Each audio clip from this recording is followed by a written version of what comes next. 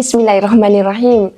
Hai, Assalamualaikum. Welcome back to Cengkih Channel. Terima kasih akak ucapkan kepada semua kerana sentiasa memberi support untuk channel ni. Terima kasih juga kepada korang yang mana share story dengan Cengkih Channel dan yang mana dah subscribe. Kepada yang belum subscribe, korang boleh tekan button subscribe untuk tidak ketinggalan dengan konten-konten terbaru dari Cengkih Channel.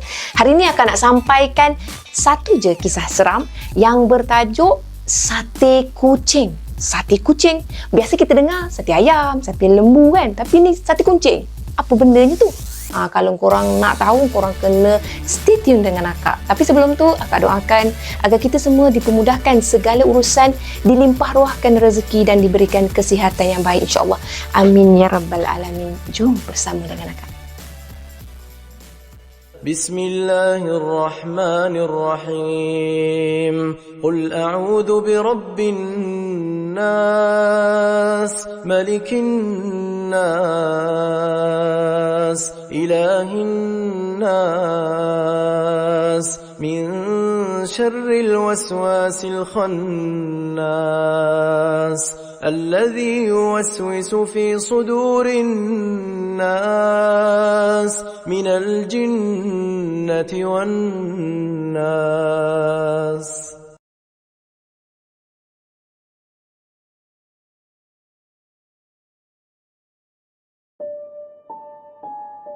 Bismillahirrahmanirrahim. Akak teruskan dengan kisah bertajuk sate kucing. Kisah ni telah dikongsikan oleh seseorang yang akak gelarkan sebagai Ita.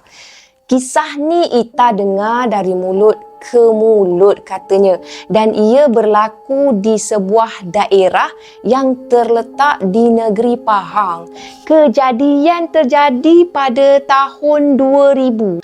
Kisah ni berkisahkan tentang sepasang suami isteri yang ditangkap kerana menjual sate kucing. Orang sekeliling pergi beli kan, dia tak jangkakan itu sate kucing sebenarnya. Tapi mereka sangkakan itu adalah sate arnab. Sate arnab dia rasa dia manis-manis. Kalau korang peminat sate arnab, korang mesti tahu rasa sate arnab tu dia agak berbeza sikit berbanding dengan ayam atau lembu. Tapi macam mana kegiatan suami isteri ni boleh kantoi korang? Nak dengar tak kisah ni? Kalau nak dengar, standby mangkuk. Akak nak cerita ni pun, akak ada rasa loya tekak akak sebab tak dapat nak di-imaginekan macam mana. Kisah dia macam ni. Suami isteri tu usianya lebih kurang 50 tahun nak menjengah ke 60 tahun. Tapi nampak memang dah tua dah umur.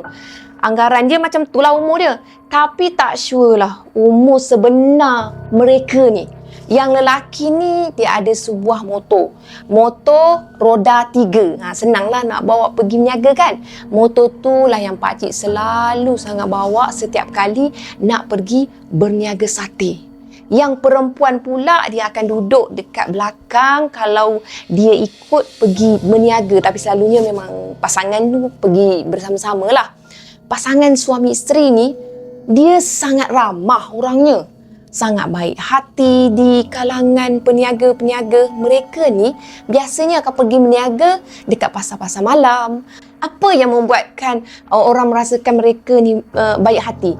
Pakcik dengan makcik ni selalu sangat bagi sate free dekat orang. Dia sedekah sana, dia sedekah sini sate tu kan.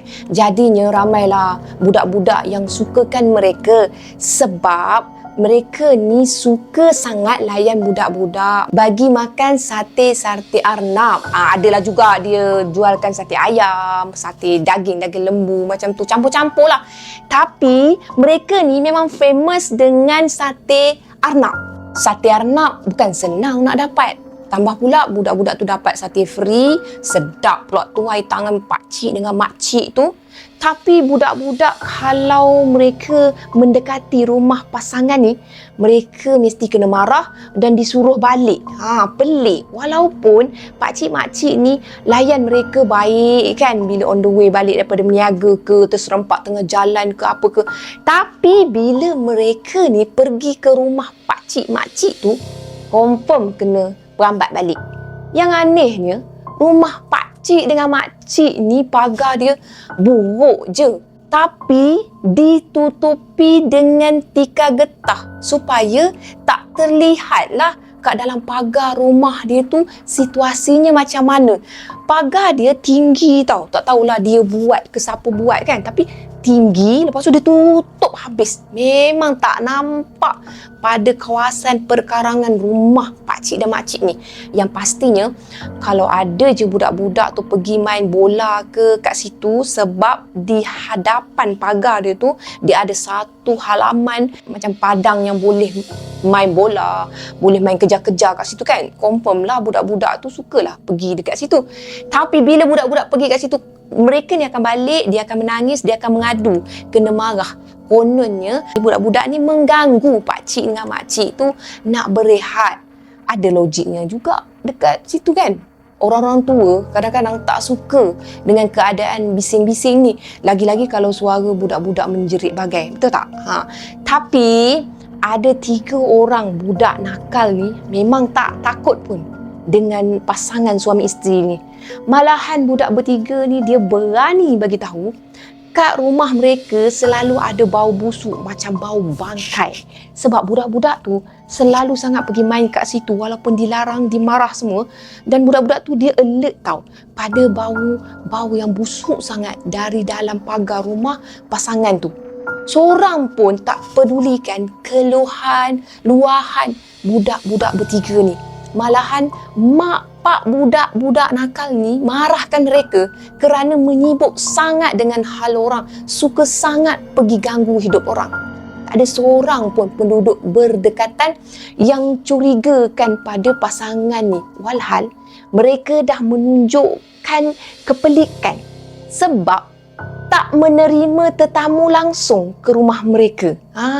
Akak bagi gambaran persekitaran rumah mereka supaya korang boleh faham kenapa tak ada yang perasan dengan aktiviti pasangan ni. Rumah mereka ni rumah sewa je. Tapi tuan rumahnya tu tak ada dekat negeri pasangan tu tinggal. Owner asal tu duduk dekat Kelantan dan owner yang asal tu langsung tak jenguk rumahnya tu. Macam mana kaedah membayar sewa, Ita memang tak tahu. Tapi ada yang cakap lah, owner rumah tu dia kesiankan pasangan ni dan dia bagi mereka ni duduk free je.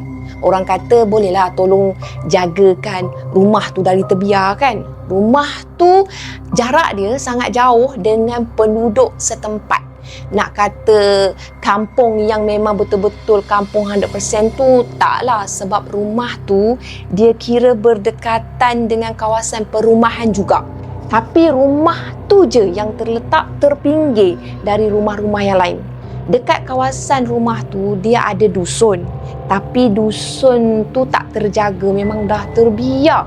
Banyak sangat daun-daun kering yang dibiarkan, ada semak samun. Sebab ownernya tu tak datang tengokkan dusun tu langsung. Adalah beberapa pokok macam pokok rambutan, cempedak, nangka dan ada jugalah pokok-pokok lain, buah jambu, batu semua adalah. Sebelum ni ramai yang pergi kutip hasil buah-buahan untuk makan sebab tuan tanah tu dia memang wakafkan pokok-pokok tu semua. Tapi sejak penduduk setempat selalu nampak ada kelibat nenek tua berkeliaran dekat pokok-pokok tu, mereka dah tak berani dah nak ke sana. Walaupun ada yang berani sekalipun pergi, mereka mesti balik tanpa sempat pun nak ambil buah-buahan dekat situ kalau musim buah lah. Pasangan ni dia tak ada guna elektrik tau dekat rumah tu. Ramailah masa tu dia kesiankan kepada mereka ni dan ada juga yang berhasrat nak tolong sambungkan elektrik, tapi pasangan ni yang tak nak. Rumah sewa mereka ni boleh dikatakan diperbuat daripada batu sepenuhnya, tak ada papan. Jadi tak logik lah kalau pasangan tu menolak keinginan orang nak bantu dia untuk masukkan elektrik. Of course lah, orang tua memang memerlukan sangat perkhidmatan elektrik dan cahaya nak kena cukup kan. Tapi pasangan ni dia tak nak. Dia suka duduk dalam keadaan gelap. Dia suka duduk dalam keadaan hanya dibantu dengan minyak pelita minyak macam mana tu yang tekan-tekan cerik tu. Gasoline macam tu, gasoline. Okey. Belakang rumah pasangan tu dia ada satu telaga tau. Telaga dia besar tapi tahap kedalaman telaga tu belum tahu lagi. Tapi mereka ni tak menggunakan air telaga sebab mereka ni memang ada bayar bil air tiap bulan. So, telaga tu adalah telaga terbiar. Penduduk kawasan tu sedia maklum. Pasangan tu menyara keluarga dengan menjual sate sahaja. Dan pasangan tu tak ada anak. Makanya mereka memang tinggal berdua je.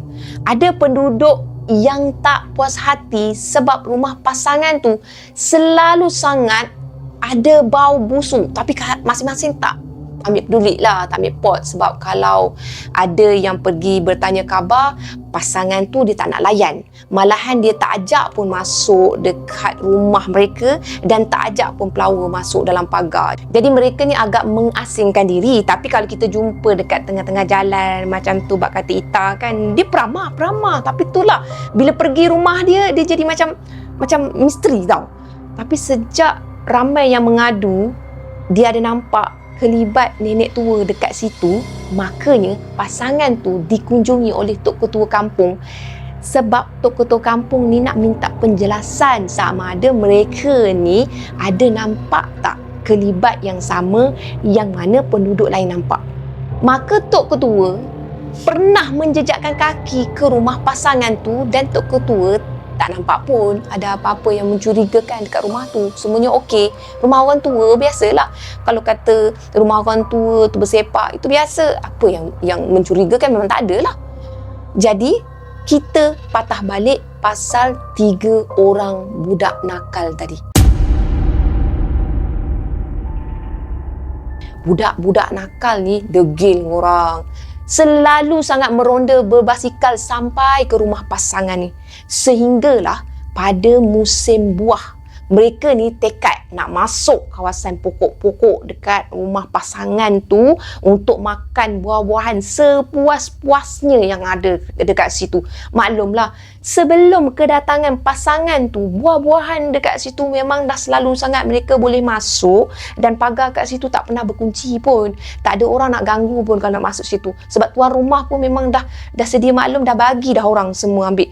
Tapi sejak pasangan tu duduk kat situ, orang kampung pun geram, budak-budak tu pun geram, dah tak boleh masuk dah kat situ. Tak berani dah.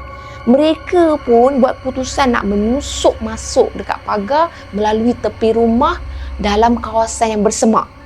Masa mereka nak menyusup masuk tu, masa menuju ke arah pokok rambutan yang berada belakang rumah pasangan tu, mereka ada perasan tau. Ada seorang nenek tua. Tua sangat. Nenek tua yang orang-orang berdekatan bagi tahu memang ada nampak kan. Nenek tu berambut putih. Rambut dia kusut masai. Macam orang gila tau. Nenek tu tengah duduk mencangkung dekat tepi telaga. Telaga yang Kak cakap tadi yang belakang rumah tu. Budak-budak ni pun dah nama budak nakal kan. Mereka pun intai lah di sebalik pokok. Pokok buah apa lah. Tak ingat lah pokok buah yang besar lah. Sebab mereka kata petang-petang takkanlah ada hantu kot. Itu fikiran kanak-kanak. Bukanlah kanak-kanak kecil, umur dia lebih kurang 11 tahun lah macam tu. Tapi dia dah boleh fikir mana ada hantu kan siang-siang hari. Tapi apa yang nenek tu buat dekat telaga tu, itulah yang mula berada di fikiran budak-budak tu. Nampak tengah kusut sangat. Mereka terus juga mengintai sampailah mereka rasa nak lari je dari situ bila mereka nampak nenek tu tengah melahap bangkai-bangkai binatang. Tapi mereka tak pasti lagi dan tak tahu apakah binatang tu. Budak-budak tu tak boleh nak agak daripada awal dia sebab nampak macam ada tulang belulang. Nak kata ayam pun macam ayam kan. Tapi memang nampak sangat tangan nenek tu berlumuran darah. Boleh dikatakan nampak clear sebab situasi yang berlaku tu pada petang hari sebelum maghrib. Belum lagi menjengah ke pukul 6 kalau tak silap. Budak bertiga tu kuat semangat korang. Mereka langsung tak menjerit. Tapi salah seorang dari mereka tu dah terkencing dah. Time dia nampak nenek tu. Mereka teruskan juga perhatikan nenek yang pelik tu. Sehinggalah mereka nak termuntah bila tengok nenek tu capai bangkai yang berkepala kucing. Bangkai kucing korang. Masa tu terkulai-kulai tau kepala kucing tu masa nenek tu melahap bahagian badan kucing tersebut. Lepas tu salah seorang dari budak bertiga tu pun dia tunjukkan kepada dua orang lagi kawan dia tu ke arah bangkai kucing-kucing yang berlonggok berdekatan dengan telaga tersebut. Semuanya masih lagi dalam keadaan berdarah dan masih baru lagi. Budak tu dah tak tahan dengan apa yang dia tengok masa tu. Mereka pun lari lintang pukang, redah je ke mana pun kaki mereka ni nak tuju lantak lah. Mereka tetap juga lari sekuat hati. Hanya seorang je dari mereka tu yang menuju ke arah yang betul sampai kepada basikal mereka semula. Yang lagi dua orang tu memang tak tahu dah. Tak tahulah pergi ke mana, senonong pergi ke mana pun memang dah tak tahu. Dah berpecah dah korang. Yang berjaya pergi ke basikal tu, dia kayuh basikal tu, dia tak tunggu dah kawan-kawan dia yang lain. Dia capai basikal tu, akak namakan dia sebagai Roslan. Roslan ni dia capai basikal, lepas tu dia kayuh, dia balik ke rumah. Sampai je dekat rumah terus dia meraung, menangis, sebut segala mak ayah semua macam tersampuk dengan hantu. Semua ahli keluarga dia dalam rumahnya tu dia panggil dari mak, abah, alung, angah, acik, semua dia seru. Tapi tak juga dia ceritakan apa yang berlaku pada waktu tersebut. Sampailah abah dia bagi pelempang manja dekat muka dia, pompang, kamu macam tu. Barulah dia tersedar dia dah berada dalam rumah dia sendiri rupanya. Punyalah dia takut. Bila didesak banyak kali, kenapa macam tu, barulah dia ceritakan apa yang dah berlaku. Kena marah jugalah dia sebab menceroboh pagar rumah orang. Abah dia membebel lah dekat dia, berbakul-bakul marahkan dia. Tapi abah dia tu langsung tak ada rasa macam nak pergi tengok keadaan apa yang berlaku dekat lokasi kejadian. Sebab dua orang lagi kan tak tahu ke mana kan. Nak pergi tengok bangkai kucing tu, kenapa banyak sangat bangkai kucing tu. Tak terfikir pun dek fikiran abah dia. Tapi abah dia kata, padanlah dengan muka kamu. Lain kali degil lagi. Dilarang mengayuh jauh-jauh, pergi juga. Rasakan. Lepas tu abah dia suruh Roslan tu pergi mandi, bersihkan diri sebab nampak sangat Roslan tu macam dah tak terurus dah. Tapi dia tetap juga menggigil, dia tetap juga merayu. Abah, tolonglah abah. Abah, tolonglah abah. Pian jambu bah, abah tolong bah. Mereka tak tahu kat mana tu bah. Dia merayu tolong carikan dua orang lagi kawan dia yang ikut sekali masa tu. Disebabkan abah dia ni saling kenal dengan family kedua-dua kawan dia tu, jadi abah dia terus je start kereta tuju pergi ke rumah family budak-budak tu. Sesampai je dekat rumah mereka, abah dia terkejut sebab bila ditanyakan kepada family kedua-dua budak tu, rupanya si Pian, dua orang tu akak gelarkan Pian dengan Jambu. Si Pian dengan Jambu ni memang tak balik ke rumah lagi, memang tak ada. Pelik. Selalunya kalau si Roslan ada kat rumah, budak Jambu dengan Pian pun mesti dah ada kat rumah juga. Mereka ni terlalu akrab sehingga kan nak pergi kenduri kahwin dekat kawasan berdekatan pun mesti nak kena pergi sama-sama. Nak pergi sekolah pun nak pergi sama-sama. Akak lupa pula nak bagi tahu tadi bahawa masa budak tu ke rumah pasangan tu, akak lupa ke? Tadi akak cakap kan dia pergi petang. Macam tu. Masa tu pasangan tu tak ada kat rumah. Mereka dah keluar pergi berniaga dekat pasar malam. Okey, akak sambung cerita. Jambu dengan pian ni memang tak balik-balik sejak dari petang kejadian tu. Melaratlah sampai ke tengah malam. Puas jugalah penduduk setempat ni pergi mencari tapi tak juga jumpa dengan mereka berdua tu. Sampailah penduduk kampung tu dengan Abah si Roslan dengan Abah Pian macam tu lah. Dia pergi ke rumah pasangan tu. Ditunjuknya oleh Roslan tu kawasan letak basikal. Kat sinilah Abah. Kat sinilah Abah saya letak basikal Abah. Memang kat sini, saya ingat kat sini. Tapi basikal tak ada pun dekat situ. Memang tak ada. Mulalah penduduk dekat kampung tu sangkakan mereka ni dah bawa basikal mereka ni pergi ke tempat lain. Maknanya mungkinlah budak-budak yang lain, Pian dengan Jambu tu, dia dah kaya basikal tu pergi entah ke mana-mana ke. Memang mereka fikir macam tu lah. Pasangan yang pelik tu langsung tak ada rasa risau tau. Dia tengok macam ni je contoh Kak bagi ya. Macam tu je. Dia tak ada rasa macam kenapa ni? Tak ada respon macam tu, tak ada. Malah dia pula nasihatkan pada keluarga masing-masing yang hilang. Lain kali jaga anak baik-baik. Jangan bagi mengayuh jauh-jauh. Bila dah hilang, mulalah mencari. Lepas tu, datang rumah aku. Tuduhlah tu. Aku tak nampak lah mereka. Belum tanya lagi dah cakap macam tu kan? Tak ke rasa macam pelik? Teringatkan cerita dari Roslan lah. Makanya Abah Roslan tu dia mula rasa curiga dengan pasangan tu. Dan dia minta nak masuk, nak cari dalam pagar rumah tu. Tapi, dihalang oleh pasangan tu dengan alasan basikal mereka tu dah tak ada. Mereka dah tinggalkan kawasan ni lah maknanya. Nak cari dekat mana lagi? Macam tu. Dia cuba mengelak juga. Masa tengah sembang tu kan, adalah yang menjenguk-jengukkan dari luar pagar, terjenguk-jenguk macam tu kat tepi semua. Penduduk yang ikut untuk mencari tu ada tahu terbau-bau busuk amat. Mereka bertegas nak masuk tapi tetap juga dihalang sehinggalah terpaksa minta bantuan dari polis berdekatan untuk masuk ke dalam kawasan pasangan tu. Bila dah boleh masuk dalam pagar tu, dah diminta izin polis, maka bolehlah masuk kat dalam tu kan. Tapi apa je yang mereka boleh tengok dengan kawasan yang tak ada elektrik macam tu? Memang mereka mengharapkan lampu suluh je time tu. Suluh punya suluh.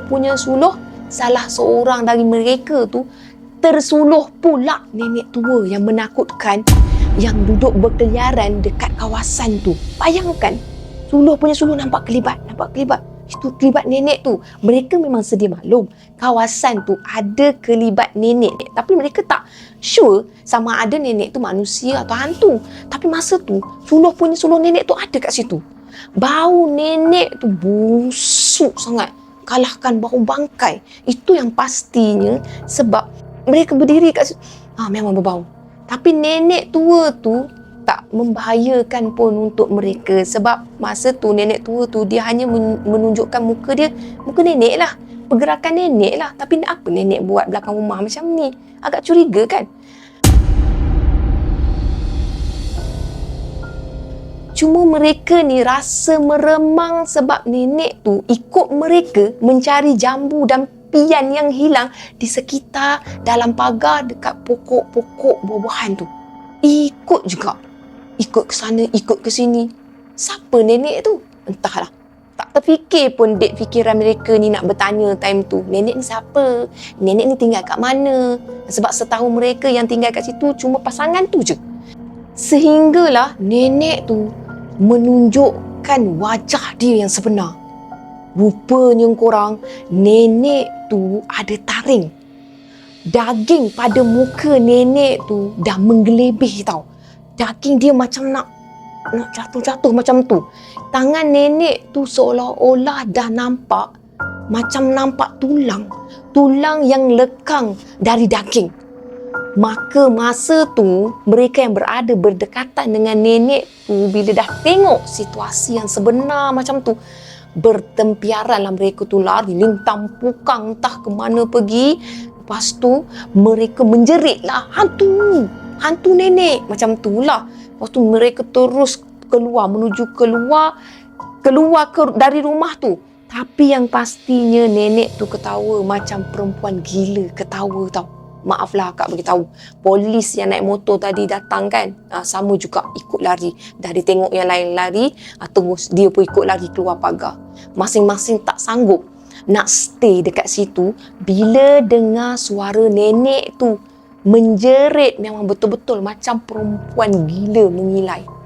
Malangnya bagi Abah Roslan ni, sebab masa tengah lari tu dia terjatuh ke dalam telaga yang berisi bangkai kucing. Telaga tu tak adalah dalam mana. Kan akak ada cakap tadi dalam ke tak dalam tak tahu lagi, tapi sekarang dah tahu. Tak adalah dalam sangat korang. Tapi dia punya busuk tu memang tak boleh nak tahan langsung. Abah Roslan merau minta tolong dekat situ. Dia boleh sebenarnya cuba panjat. Tapi tak tahulah, bila kita dah terjatuh dalam telaga yang kita rasakan situ tulang sini tulang sakit kan, rasa macam pelik sangat. Dah tak tahu dah nak panjat macam mana, nak naik macam mana, dah tak boleh. Terkiak-kiak dia cuba untuk naik. Jadi bila Abah Roslan ni minta tolong, "Oi, tolong macam tu." Makanya yang lain-lain pun terpaksalah patah balik untuk tolong Abah Roslan. Aneh sangat masa tu. Pasangan suami isteri tu tak ada pun dekat situ. Memang tak ada. Tak fikir lama dah mereka ni, mereka pun tarikkan Abah Roslan dari telaga tu sambil ada yang menjenguk-jenguk pada rumah tu. Lepas tu semua lari tinggalkan rumah tu. Keesokan harinya pula, anggota polis datang semula ke rumah tu untuk buat siasatan. Ekoran kehilangan jambu dengan pian. Hasil rondaan dengan surat bertulis dari pihak atasan, makanya pihak polis menemui sebuah telaga berisi bangkai kucing yang bersisa tulang. Dan ada jugalah bangkai yang masih baru, yang berlonggok semalam tu memang dah masuk dah dekat dalam tu. Tak tahulah siapa yang masukkan. Sebab pakcik dengan makcik tu pergi meniaga kan. Tapi tak tahulah kerja siapa, memang tak tahu. Pasangan suami isteri tu ditahan tahu untuk membantu siasatan. Mereka mengaku memang mereka yang sorokkan basikal si budak pian dengan jambu tu. Tapi mereka menafikan menyorok budak-budak tu. Dinafikan sekeras-kerasnya memang bukan mereka yang sorok ataupun yang culikkan budak tu. Maka operasi mencari dilakukan di sekitar kawasan rumah pasangan tersebut sehinggalah mereka ni, maksudnya yang mencari kan budak-budak tu terpaksa masuk ke dalam hutan berdekatan sebab mereka tak berjaya untuk mencari mereka di dalam kawasan pagar. Jadi cuba pergi cari ke kawasan hutan. Rupa-rupanya pian dengan jambu ni dah tersesat ke dalam hutan. Mereka boleh menembusi kawasan pagar yang memang dah terbuka dah dekat bahagian belakang. Mereka lari ikut je kaki semua sampailah mereka tu berada bersama-sama di kawasan yang mereka sendiri tak tahu. Keadaan pian dengan jambu sangat mendukacitakan lah sebab mereka dalam keadaan terlalu ketakutan sehinggalah mereka tu terpaksa dirujuk di hospital dan mereka terpaksa mendapat rawatan pakar psikologi. Ialah nak bantu mereka kerana mereka terlalu trauma dengan kejadian tersebut. Lepas tu tak tahu dah apa yang jadi dekat budak-budak tu, memang Ita tak jelaskan. Yang pastinya budak-budak dekat kawasan tu semua dah tak berani dah nak mengayuh basikal dekat kawasan berdekatan dengan rumah pasangan tu. Memang mereka rasa macam cerita tu terlalu baru dan pengalaman tu memang terlalu menyeramkan sampai budak-budak dah jadi serik sangat. Walaupun pasangan tu dah ditangkap sebab membunuh kucing-kucing untuk dijual sebagai sate arnab. Dan kisah pasangan tu menjual sate kucing tersebar. Kejadian berlaku di negeri Pahang, akak dah cakap tadi.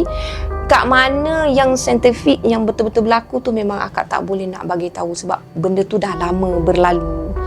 Tak sure pula lah berapa lama pasangan tu kena tahan, tapi tahulah orang dekat situ kata pasangan tu ada membela.